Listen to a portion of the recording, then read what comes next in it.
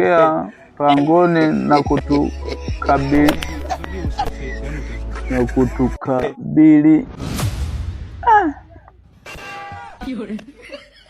kutukabili na kutumaliza.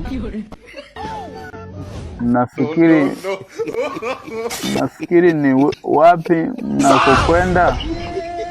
Ombeni maombi yenu ya mwisho.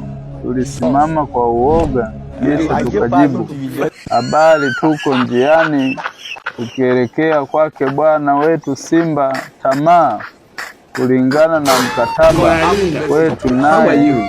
Sisi ni chakula chake cha siku ya leo.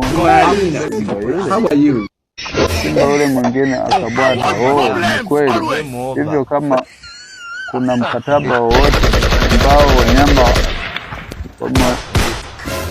wamewekeana, anatakiwa kuwa kati yao na mimi, kwa vile nyika hii ni eneo langu.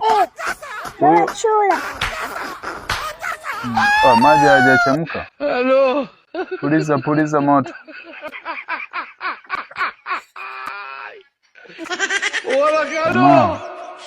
Alimtaja kiumbe wa kujitakia makuu, mwambie aje tukutane naye hapa na mrudi haraka.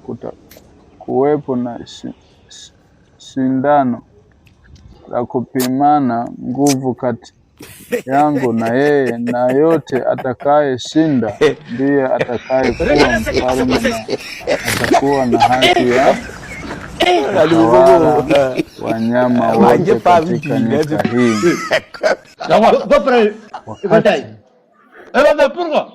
Unapenda hao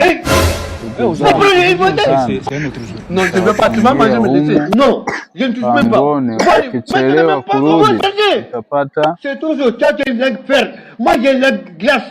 wamewala wote, utapata tena. Baada ya maelezo haya, Sungura akamwambia Simba,